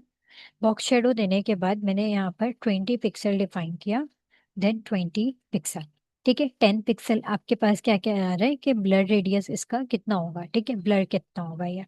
तो इसको हम चेक करते हैं एक बार यहाँ पर आके। तो आपके पास इस कलर में ये आ रहा है, ठीक। ग्रे कलर से हटा के मैंने क्या दे दिया, रेड कलर पे डिफाइन कर दिया है इसको। तो इसको हम चेक करते हैं, तो रेड में आपके पास इस तरह से आ रहा है। अब ब्लर रेडियस अगर मैं यहाँ पर आकर 5 दे देती हूँ, तो ये और ब्लर इसका और क्या हो गया, कम हो गया, ठीक है। तो इसको हमें देखकर करना होगा कि हम किस ना इसे दे सक दें कि ये बेसिकली बिल्कुल ब्लर होकर आए, ठीक है। अच्छा, अब 20 पिक्सल इस तरह से आ रहा है ना, आप इसको माइनस में भी दे सकते हो। अब एग्जाम्पल के तौर पर आपको इस साइड पे चाहिए, ठीक है, ये राइट साइड पे आ रहा है, लेफ्ट साइड पे चाहिए। देन रिफ्रेश किया तो आप देखो ये आपके पास किस में कन्वर्ट हो गया, लेफ्ट साइड में आ रहा है अब ये। क्यों, क्योंकि माइनस पे आपने वैल्यू दिया, ठीक है। इसी तरीके से इसमें भी आप माइनस में दे सकते हो। देन आपने यहाँ पर क्या देना है, कि ये फैले कितना, मतलब कि स्प्रेड रेडियस कितना हो। तो उसके लिए मैंने यहाँ पर 4 पिक्सल डिफाइन किया है। तो इसको भी एक बार चेक कर लेते हैं। तो आप देखो ये और ज्यादा स्प्रेड हो रहा है, ठीक है। क्लियर है यहाँ तक के, बॉक्स शेडो आप इस तरह से यूज कर रहे हो तो। देन आगे हम चलते हैं। हम्म कहाँ पर है पीपीटी? ठीक है। यहाँ तक कि आपके सीएसएस हमने रखा था, बॉर्डर की जो है ना कुछ प्रॉपर्टीज हैं वो मैं आपको डिफाइन कर देती हूँ। अब एग्जाम्पल के तौर पर यहाँ पर आके अगर हम देखें, ये बॉक्स के अंदर हम सारे बॉर्डर अप्लाई कर रहे थे, ठीक है। अब बॉर्डर के अंदर जो है ना कुछ प्रॉपर्टीज होती हैं। कौन कौन सी प्रॉपर्टीज होती हैं? एग्जाम्पल मैंने बॉर्डर लिखा, रिफ्रेश कर लूँ, रिफ्रेश किया हुआ है पेज को। किसे रिफ्रेश कर लूँ? पेज को रिफ्रेश किया हुआ था मैंने, बॉर्डर जस्ट रिमूव किया है मैंने, ठीक है। रिफ्रेश कर रही हूँ मैं बेसिकली वहां से रिफ्रेश नहीं करती बार बार, मैं उससे करती हूँ शॉर्टकट कीज जो आपके पास है, ठीक है। आप भी शॉर्टकट कीज से ही क्या करो, ये बेस्ट प्रैक्टिस होती है। अच्छा, अब यहाँ पर आके मैंने क्या किया, बॉर्डर, बॉर्डर के अंदर मैंने यहाँ पर आके क्या डिफाइन करना है, बॉर्डर के अंदर बहुत सारी प्रॉपर्टीज होती हैं। स्टाइल क्या होना चाहिए, इसका स्टार्ट एंड रेडियस क्या होना चाहिए। अब रेडियस आपने देखा है ना, जैसे कि अगर आपने एक बॉक्स दी है, अब उस बॉक्स को आपने क्या करना है, रेडियस डिफाइन करना है, उसको सर्कल में करना है, तो आप किसका यूज करोगे, रेडियस का यूज करोगे। एग्जाम्पल, इसके अंदर हम आते हैं, डॉट बॉक्स वन मैंने लिखा, ठीक है, बॉक्स टू लिख दिया। ठीक, तो ये डॉट बॉक्स टू जैसे ही आप लिखोगे डिफ के साथ, ये बेसिकली क्लास डिफाइन होकर आ जाती है, ठीक है। तो उसके अंदर मैंने क्या कहा कि इस बॉक्स टू को मैंने कॉपी किया, पेस्ट, इसकी हाइट कितनी होनी चाहिए, 400 पिक्सल होनी चाहिए। देन इसकी विड्थ कितनी होनी चाहिए, 400 पिक्सल होनी चाहिए, ठीक है। हाँ जी, क्वेश्चन क्या है? मोहम्मद उनैस।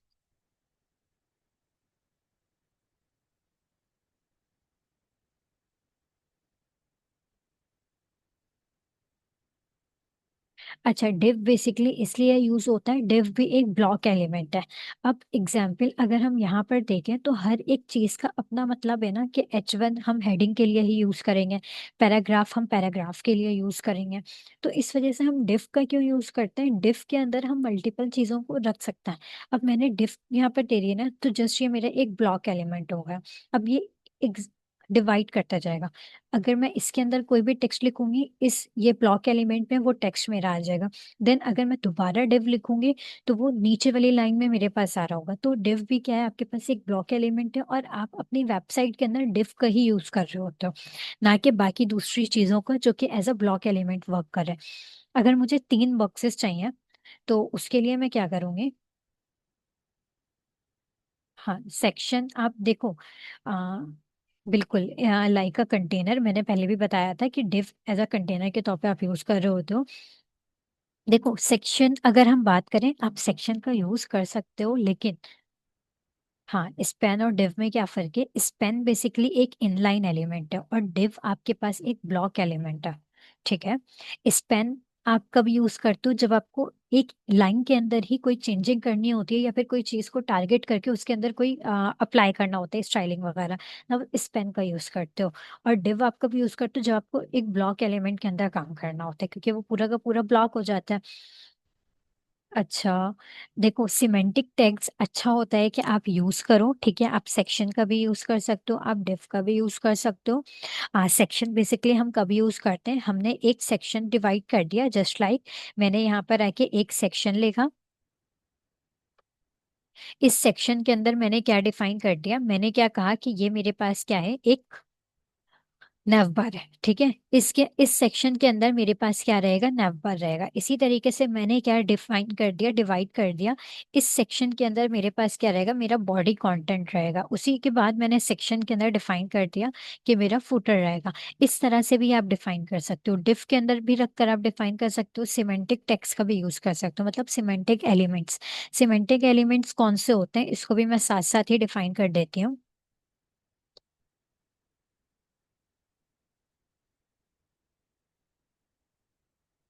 सेशन आईडी, सेशन आईडी या सेक्शन आईडी, सेक्शन आईडी आप अगर देते हो, ठीक है, आईडीज आप डिफाइन करते हो कि ये आईडी है आपकी इस नैवबार के अंदर। तो नैवबार के अंदर अगर आपने एक सेक्शन के अंदर ये डिफाइन कर दिया, आ, सेक्शन मैंने लिया है, ठीक है, इस सेक्शन के अंदर आपने आईडी या नैवबार के अंदर डिफाइन कर दिया क्या कि ये मेरा नैवबार है, ठीक है, तो वो नैवबार को ही कंसिडर करेगा ना। मेन के जब हम सेक्शन आईडी यूज करते हैं तो अगर आपको आईडी यूज करनी है तो आप यूज कर सकते हो, अगर आपको यूज नहीं करनी है तो आप ना करो, ठीक है। बट आप डिफाइन करते हो कि ये आप किसको यूज करो, नैवबार को यूज करो। अगर मैंने यहाँ पर आके नैव का यूज किया है तो इसके अंदर मुझे पता है ना कि मैं किसका यूज कर रही हूँ, नैवबार एक क्रिएट कर रही हूँ, ठीक है। तो ज्यादा कोशिश किया करो कि आप सिमेंटिक एलिमेंट्स का ही यूज करो।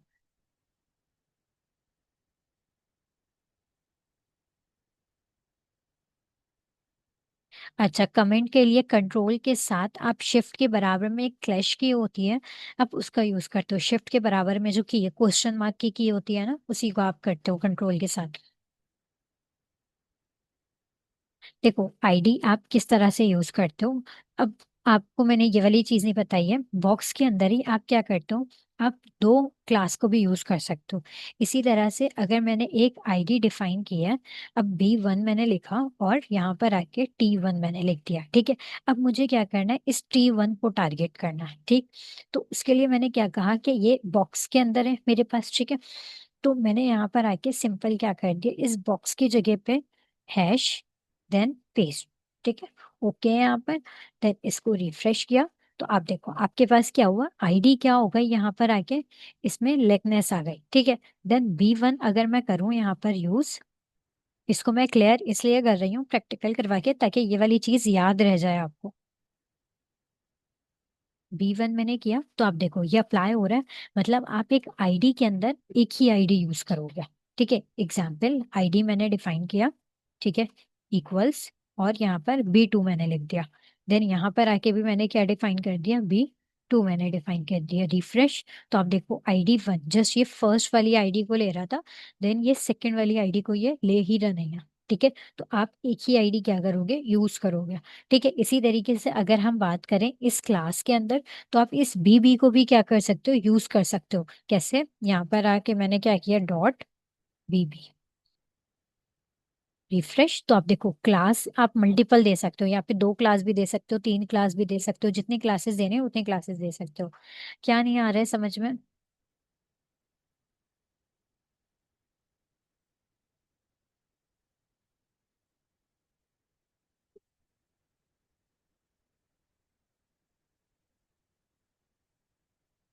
डिव और सेक्शन, ठीक है, एक मिनट रो, डेफिनेशन से मे भी ये वाली चीज समझ में आ जाए, ठीक है।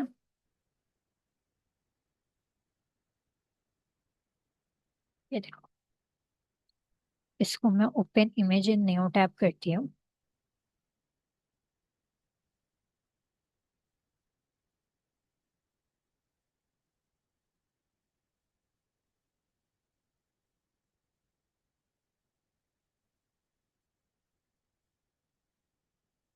देखो यहाँ पर क्या है, element is the most general purpose element, it has no special meaning, it's purpose is to group content, is not semantically related, ठीक है।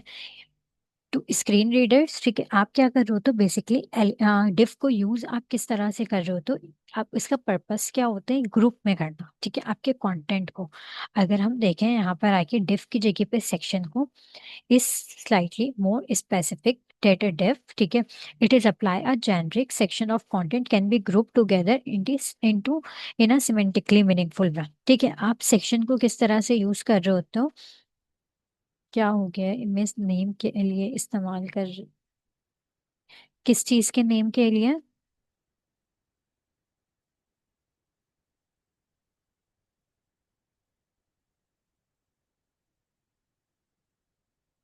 हम्म, उससे पहले मैं इस नेम के लिए इस्तेमाल करेंगे ये वाली चीज वापस से पूछ लो।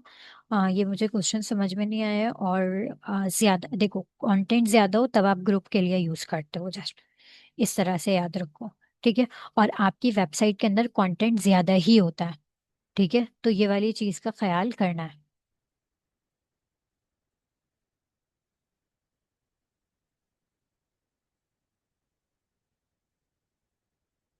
ठीक। ठीक है, इसको थोड़ा सा और अपने पास पढ़ना, ठीक है। नेक्स्ट क्लास में मैं अब ये पूछूंगी आपसे। ठीक। अच्छा, उसके बाद यहाँ पर आके अगर हम देखें, और मैम क्या हम एक सेक्शन में ज्यादा सेक्शन आईडी यूज कर बिल्कुल कर सकते हैं। ठीक है, एक सेक्शन के अंदर आप दूसरा सेक्शन भी यूज कर सकते हो, उससे कोई फर्क नहीं पड़ता। अच्छा, अब उसके बाद हम आते हैं सिमेंटिक एलिमेंट्स आपके पास कौन कौन से होते हैं, जैसे कि नव है, ठीक है। इसी तरह से अगर हम देखें तो हमारे पास हेडर है। इसी तरह से हमारे पास फुटर, सेक्शन, आर्टिकल, असाइनमेंट, ये सारे हमारे पास क्या होते हैं, सिमेंटिक एलिमेंट्स होते हैं। सिमेंटिक एलिमेंट्स का हम यूज क्यों कर रहे होते हैं? ठीक है, सिमेंटिक एलिमेंट्स का हम यूज क्यों कर रहे होते हैं, बेसिकली आपके एसईओ पर्पस के लिए, ठीक है। अगर आप नाव के अंदर आप सारी चीजें रखते हो तो इसका मतलब क्या है कि एक नाव बार के अंदर ये सारी चीजें आपके पास आएंगी। नाव के अंदर नाव बार ही आपका होगा। हेडर के अंदर आपका हेडर सेक्शन ही होगा वेबसाइट का। फुटर के अंदर आपकी वेबसाइट का फुटर सेक्शन होगा। इसलिए हम सिमेंटिक एलिमेंट्स का यूज करते हैं कि एसईओ के लिए ये वाली चीजें क्या हो जाए, इजी हो जाए। सर्च इंजन ऑप्टिमाइजेशन, अगर आपको इस बारे में थोड़ा सा भी पता होगा तो ये वाली चीज समझ में आएगी। ठीक है, तो एसईओ पर्पस के लिए आप क्या करते हो, सिमेंटिक एलिमेंट्स का जस्ट यूज कर रहे होते हो। और अच्छी चीज होती है कि आप सिमेंटिक एलिमेंट्स का यूज करो, अगर आप नैवबार क्रिएट करो तो आप नैव का यूज करो। ठीक है, तो इसको मैं रिमूव कर रही हूँ। देन बॉक्स टू के अंदर हम आ जाते हैं, इसको हम थोड़ा सा देख लेते हैं बॉर्डर के अंदर की चीज़ों को। ठीक है, मैंने सिंपल क्या किया, बॉर्डर लिया है। ठीक, बॉर्डर मुझे सिंपल नहीं लेना, बॉर्डर। इसको मैं देख रही थी कलर, ठीक है। कलर मैंने क्या ले लिया है, एक्वा ले लिया है। ठीक है, अगर मैं इसको आके चेक करूँ यहाँ पर, कहाँ पढ़ते हैं हम, इस डॉक्यूमेंट के अंदर थे। आप देखो कोई भी टेक्स्ट नहीं आ रहा है, कोई भी कलर वगैरह, उसके अलावा बॉर्डर बन के नहीं आ रहा है। तो उसके लिए मैंने यहाँ पर क्या यूज़ किया है, बैकग्राउंड कलर का यूज़ किया है। मैंने कहा मे बी इससे जो है कोई चीज़ आपके पास डिफाइन होके आ रही हो। बट आप देखो, बैकग्राउंड कलर आपके पास आया, तो ये आपको डिफाइन करके दे रहा है। बैकग्राउंड कलर तो आ गया, बट बॉर्डर कलर आपके पास नहीं आ रहा है। तो बैकग्राउंड कलर तो इस वजह से आ रहा है ना, क्योंकि आपने हाइट ऑफ विड्थ डिफाइन की हुई है, इस वजह से आपके पास बैकग्राउंड कलर शो हो रहा है। इसी तरह से आपने क्या कहा कि मुझे बॉर्डर कलर भी चाहिए, बॉर्डर कलर के साथ साथ उस बॉर्डर भी शो हो ना, विजिबल हो। तो बॉर्डर कलर तो आपने डिफाइन कर दिया, बट बॉर्डर की विड्थ आपने डिफाइन नहीं किया। तो बॉर्डर विड्थ डिफाइन करने के लिए हम क्या करेंगे, बॉर्डर विड्थ का यूज करेंगे। 30 पिक्सल मैंने डिफाइन कर दिया। तो आप यहाँ पर आके देखो, इसका बॉर्डर विड्थ अभी नहीं आ रही है। क्यों नहीं आ रही है, क्योंकि आपने यहाँ पर आके बॉर्डर स्टाइल डिफाइन नहीं किया। बॉर्डर स्टाइल के अंदर आप क्या डिफाइन करते हो, डैश हो, डॉटेड हो। अगर मैं आके कंट्रोल स्पेस करूँ, ये सारी आपके पास बॉर्डर की क्या है, स्टाइल की वैल्यूज है। ठीक है, इस प्रॉपर्टी की वैल्यूज है सारी की सारी। अब एग्जाम्पल के तौर पे मैंने डबल का यूज किया। डबल यूज करने के बाद आप देखो डबल पे ये क्या आ रहा है, आपके पास बॉर्डर क्रिएट होकर आ रहा है। अगर मैं सॉलिड पे कर रही हूँ ये, तो आपके पास क्या आएगा यहाँ पर, सॉलिड आएगा। क्लियर है ये सारी चीजें? किसी को कोई सवाल है यहाँ पर? ठीक है, बॉर्डर रेडियस अगर आपको देना है, तो बॉर्डर रेडियस हम देकर एक बार चेक कर लेते हैं। बॉर्डर रेडियस मैंने 40 पिक्सल दे दिया। ठीक है, रिफ्रेश किया इस पेज को, तो आपके पास 40 पिक्सल पे रेडियस डिफाइन होकर आ रहा है। ठीक है, इसी तरीके से आप क्या कर सकते हो यहाँ पर आके, आपने क्या करना है, टास्क समझो एक तरीके से असाइनमेंट के तौर पे इसको रख लो, इसकी प्रैक्टिस करना ताकि ये सारी चीजें समझ में आए। ठीक है, मैंने सिंपल क्या कहा कि मुझे क्या करना है, एक तरह से यहाँ पर कुछ बॉक्सेस क्रिएट करना है। ठीक है, एग्जाम्पल डॉट बॉक्स वन। ठीक है, डॉट बॉक्स वन, मैंने बॉक्स वन ले लिया। इसी तरह से मैंने यहाँ पर डॉट बॉक्स थ्री ले लिया। ठीक है, बॉक्स वन और बॉक्स थ्री। अब मैंने यहाँ पर आके टारगेट किया बॉक्स वन को, और इसके अंदर आपने कुछ भी टेक्स्ट लिख लिया, जैसे कि लॉरेम टेक्स्ट लिख लिया या कोई भी टेक्स्ट ले लिया, उसके ऊपर आपके ऊपर डिपेंड करता है आप क्या ले रहे हो। ठीक है, इसके अंदर आपने कोई हेडिंग ले लिया, ठीक, इसके अंदर आपने कोई हेडिंग ली है, हेडिंग, हेड मैंने लिख लिया। अब आपने क्या करना है, बॉक्स के साथ मैंने कौन सी की प्रेस की, देखो डॉट बॉक्स जैसे ही आप लिखोगे ना, तो आप इंटर करोगे तो ये आपके पास आ जाएगा बाय डिफॉल्ट। ठीक है, डॉट बॉक्स जैसे ही आप लिखते हो तो ये वाली चीज आपके पास क्लास के साथ डिव भी क्रिएट होकर आ जाता है। तो आप इस शॉर्टकट को यूज कर सकते हो, इंटर करेंगे आप। ठीक है, ठीक है। हम्म, तो यहाँ पर आपने क्या करना है, इस दो बॉक्सेस के अंदर आपने 3 से 4 बॉक्सेस लेना है और उसके अंदर बॉर्डर्स की प्रैक्टिस करनी है। मल्टीपल बॉर्डर्स आपने लेने हैं, मल्टीपल उसके अंदर रेडियस अप्लाई करना है। अब बॉर्डर के अंदर भी और भी दूसरी चीजें ना, आपने उसको भी एक्सप्लोर करना है। अब बॉर्डर में जैसे ही लिख रही हूँ बॉर्डर, आपने देखा यहाँ पर border top width bottom with अलग है, टॉप विथ अलग है, बॉटम स्टाइल अलग है, टॉप स्टाइल अलग है। इन सारे सब की प्रैक्टिस करनी है। तो इससे क्या होगा, ये वाली चीज़ें क्लियर होंगी थोड़ी सी, कि बॉर्डर की बहुत सारी प्रॉपर्टीज़ हैं, आपको अप्लाई करनी चाहिए, यूज़ करना चाहिए। जब आप प्रैक्टिस करोगे तभी ये वाली चीज़ क्या होगी, क्लियर होगी आपको। ठीक है। तो इसको एक बार लाजमी प्रैक्टिस करना, और वीडियो जब मैं यूट्यूब पे अपलोड कर दूँ, ठीक है, तो आपने अगर टास्क वगैरह असाइनमेंट कंप्लीट कर लिया हो तो वहाँ पे टास्क डन लिख देना, ठीक है, कमेंट में। तो मैं देख लूंगी नाम के साथ अपने, ताकि मैं ये वाली चीज़ देख लूँ कि किसने असाइनमेंट कंप्लीट कर लिया। ठीक है, जस्ट आपने बॉक्सेस क्रिएट करना है, यहाँ पर आके 4 से 5 बॉक्सेस क्रिएट करना है, उसमें पैडिंग और मार्जिन को यूज़ करना है। ठीक है, एग्जाम्पल मार्जिन, एक बॉक्स आपके पास यहाँ पर आ रहा है, तो एक बॉक्स आपके पास सेंटर में आना चाहिए, एक बॉक्स आपके पास राइट साइड में आना चाहिए। पैडिंग मार्जिन का यूज करना है और डिफरेंट स्टाइलिंग का यूज करना है। अच्छा, कौन सी असाइनमेंट है, नहीं समझ में आ रहा है, 1 मिनट रुक जाओ, समझा देती हूँ मैं। ठीक है, मैंने वर्ड ओपन किया है। यहाँ पर आके एग्जाम्पल मैंने क्या कहा कि आपने सिंपल क्या करना है, आपका समझो ये एक पेज क्या है, ब्राउजर है आपका। ठीक है, आपने सिंपल यहाँ पे एक बॉक्स लिया, सम एक बॉक्स आपने सेंटर में रखा है।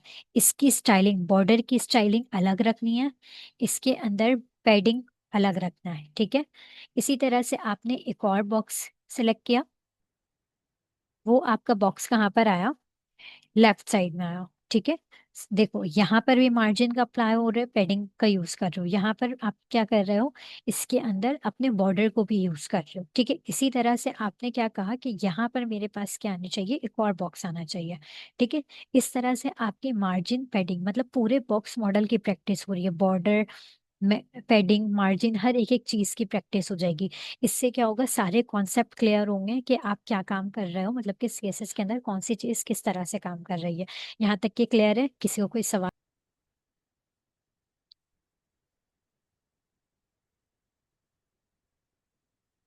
असाइनमेंट की आवाज रुक रुक कर आ रही है। बाकी आवाज क्लियर है, आवाज आ रही है, पहले मुझे चेक करवाओ, आवाज आ रही है, क्लियर बिल्कुल है आवाज? किसी को कोई मसला है अभी आवाज में? आवाज बिल्कुल क्लियर है, किसे कट कट करके आ रही है आवाज?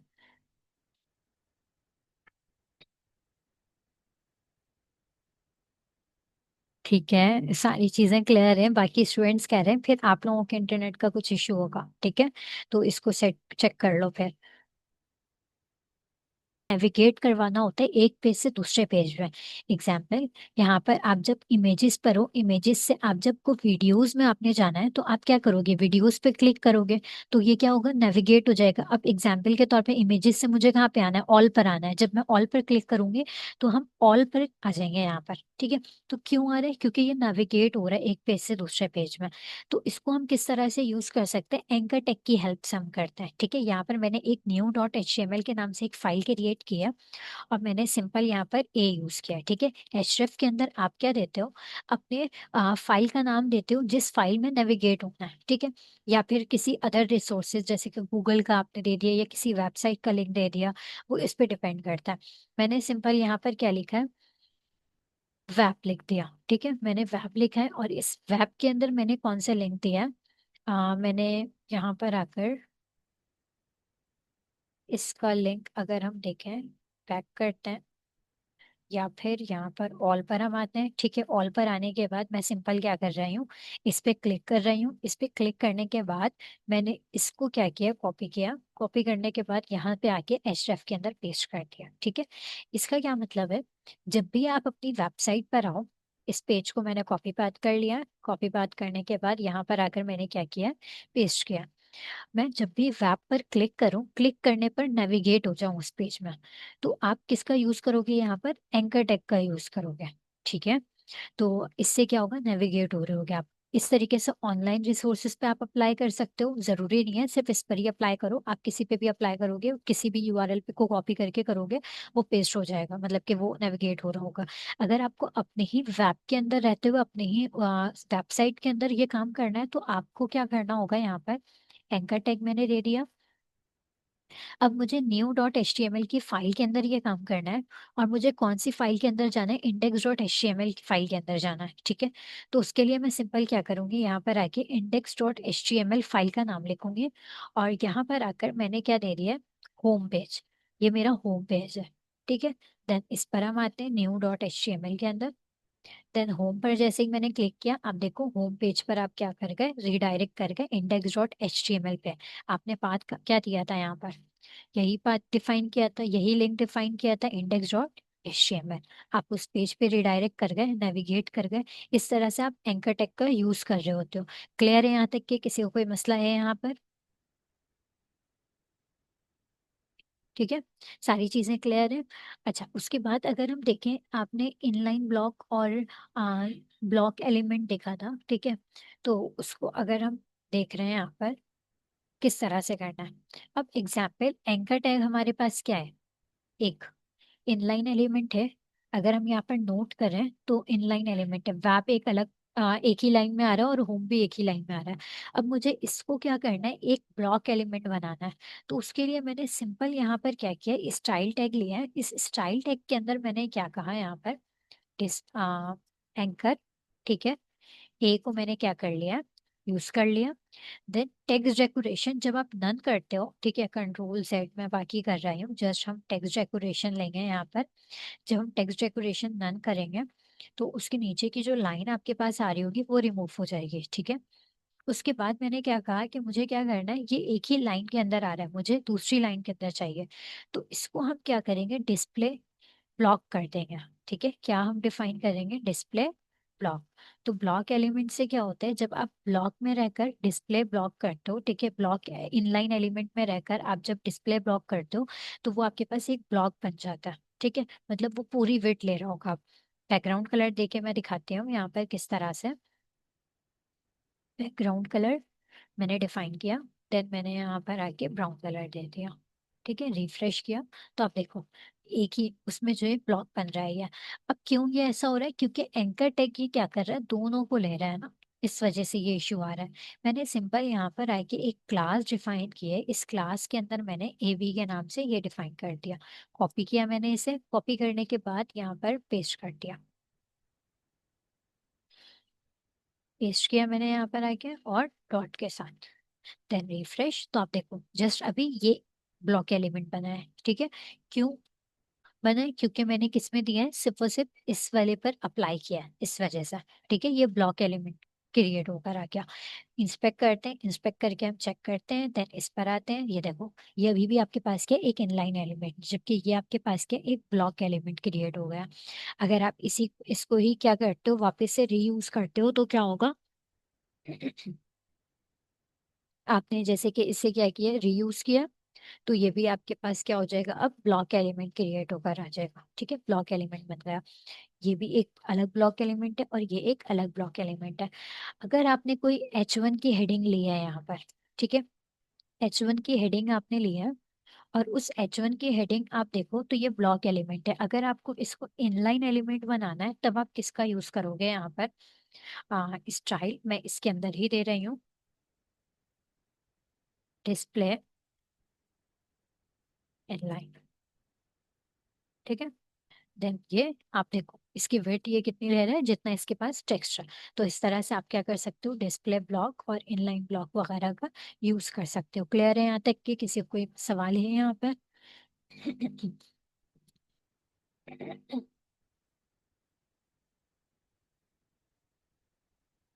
सारी चीजें क्लियर है यहाँ पर?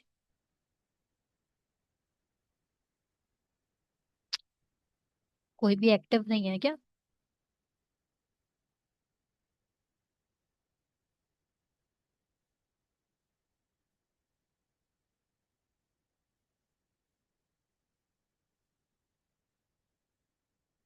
क्या हुआ, आवाज क्यों नहीं आ रही है यहाँ पे, मतलब कि आवाज नहीं आ रही है क्या? कोई एक्टिव नहीं है? सारी चीजें क्लियर है यहाँ तक के? सवाल है, क्वेश्चन क्या है? Okay okay. ठीक है। अच्छा, उसके अलावा बाकी दूसरी चीजें? ठीक है, क्लियर है सब कुछ, ओके। ये इमदाद उल्ला, इमाम उल्ला, पता नहीं कौन है।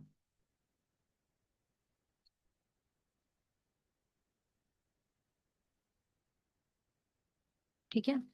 अच्छा, यहाँ पर आ जाते हैं वापस से। नेक्स्ट क्लास में हम वैसे बूटस्ट्रैप से स्टार्ट करेंगे, ठीक है। और उस बूटस्ट्रैप से हम क्या करेंगे, नैवबार किस तरह से क्रिएट करना है, मतलब अपनी एक पूरी वेबसाइट देखेंगे कि हम एक वेबसाइट किस तरह से क्रिएट कर सकते हैं। ठीक, सिंपल हम एक वेबसाइट क्रिएट करेंगे। आपको उसमें मैं ग्रिड वगैरह, फ्लेक्स बॉक्स वगैरह बताऊंगी, क्योंकि अगर मैं इस सीएसएस के अंदर बताती हूँ तो ये काफ़ी लॉन्ग टॉपिक्स होता है, जो कि इसको समझने में भी टाइम लगता है। तो ठीक है, वैसे तो हम सारी चीज़ें अब इस वर्कशॉप के अंदर वो वाली चीज़ हम अगर मैं रखती तो काफ़ी ज़्यादा लेंदी हो जाती है सारी चीज़ें। तो ग्रिड वगैरह और ये सारी चीज़ें हम किस में देखेंगे, बूटस्ट्रैप के अंदर ही देखेंगे सारी चीज़ें। बूटस्ट्रैप के अंदर हम पूरी एक वेबसाइट क्रिएट करेंगे। अब वेबसाइट किस तरह से होती है ये आपने भी देखी हुई है, ठीक है, अंदाज़ा है इस चीज़ का। सिंपल अगर मैं लिखूँ वेबसाइट टेम्पलेट, ठीक है, यूजिंग HTML CSS, तो आपके पास बहुत सारी वेबसाइट टेम्पलेट्स आ जाते हैं। तो अगर मैं इसके अंदर चली जाऊँ,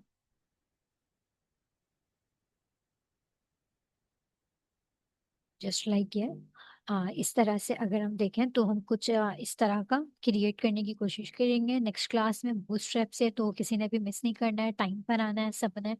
हाँ, 3 बजे क्लास स्टार्ट होती है, 3:10 तक सारे आते हैं, ठीक है। तो 3 बजे क्लास की टाइमिंग है, तो 3 बजे ही सबने आना है, ठीक है। इस वाली चीज़ को हम नेक्स्ट क्लास में देखेंगे और अच्छे तरीके से करेंगे। बाकी यहाँ तक के जितने भी चीज़ें करवाई हैं सारी चीज़ों की प्रैक्टिस कर लेना है आप लोगों ने। और जो भी असाइनमेंट दिया है उसको भी देख लेना है, करना है, और उसके बाद कमेंट सेक्शन में वहाँ पे डन करना है, ठीक है। यहीं तक के इसको रखते हैं, वरना चीज़ें आपकी और ज़्यादा अगर मैं बताती हूँ तो मिक्स हो जाएंगी, आप लोग भूल जाओगे। तो बूटस्ट्रैप हम नेक्स्ट क्लास से स्टार्ट करेंगे, या फिर पहले जावास्क्रिप्ट कर लें और बूटस्ट्रैप कर लें, ठीक है। उसको हम नेक्स्ट क्लास में ही देखेंगे कि दोनों में से हमें क्या करना है, ठीक है। चलो, इसको यहीं तक के रखते हैं। बाकी नेक्स्ट क्लास में हम मिलते हैं, ठीक है। नेक्स्ट क्लास में क्लास टाइमिंग पर आइएगा और सबने अटेंड करना है, जितने हैं, ठीक है।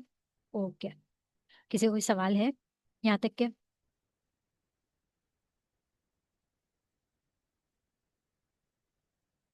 ठीक है, सारी चीज़ें क्लियर है, सबको क्लियर है? ठीक है, मैं ये रिकॉर्डिंग जो है अपलोड कर दूंगी, टाइम लगता है थोड़ा सा इसमें, ठीक है। देन रिकॉर्डिंग अपलोड हो जाएगी, तो ये वाली चीज़ आप रिपीट करके सारी चीज़ों की प्रैक्टिस कर लेना। ओके ओके, क्लियर है, ठीक है।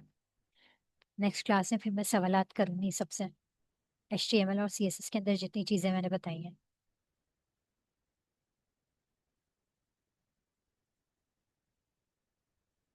ठीक है। चलो, okay, Allah Hafiz. Meeting and करते हैं। इमेज कैसे लगता है? ठीक है, किधर मिलेगी असाइनमेंट, कौन सी चाहिए? मैंने असाइनमेंट जो बताया है ना, जस्ट आपने ये क्रिएट करना है बस। अगर आप चाहो तो जिस नंबर पे मैंने अभी मैसेज किया है, जिस नंबर से, आप उस नंबर से मुझे क्या कर सकते हो, अपने असाइनमेंट वगैरह सबमिट करवा सकते हो, ठीक है। मैं वहाँ पे देख लूंगी। अच्छा, बैक, ठीक है। अच्छा, क्या है मिस, बॉक्स में बैकग्राउंड इमेज कैसे लगती है, ठीक है, ये मैं बता देती हूँ। अच्छा सवाल किया है। देन यहाँ पर आते हैं, ये बॉक्स है, ठीक है, हेड।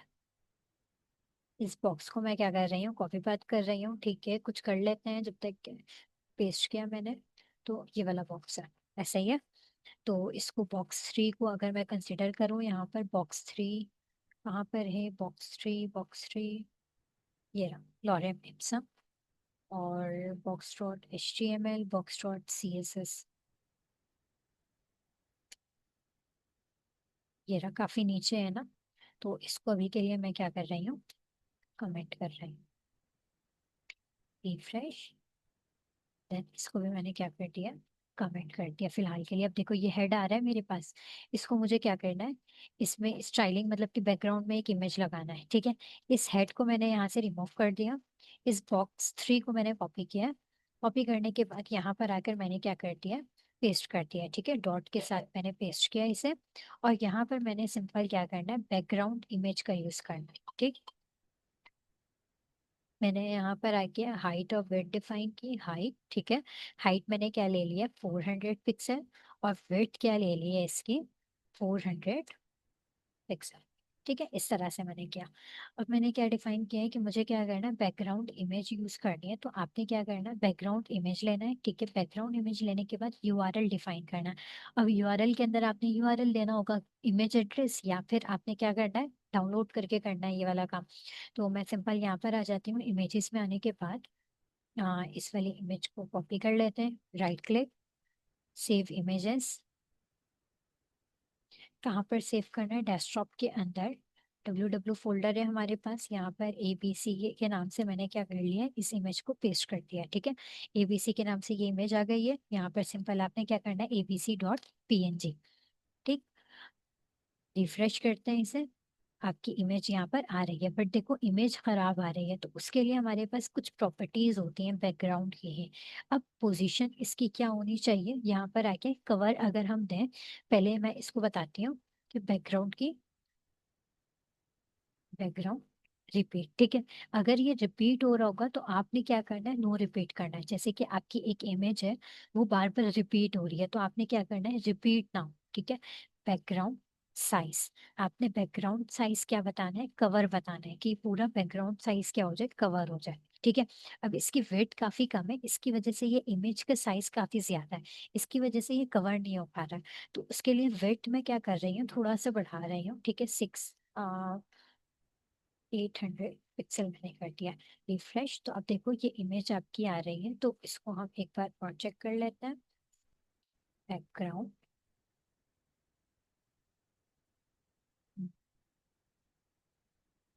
सेंटर।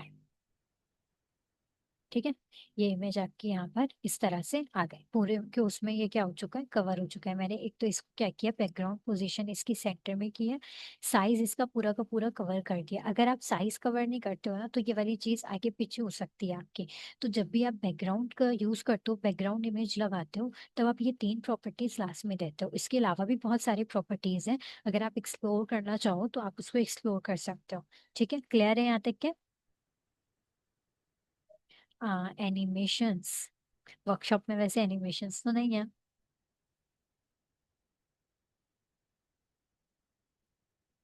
ठीक है, CSS आपने बहुत बेसिक पढ़ा है, ये मैं बता दूं।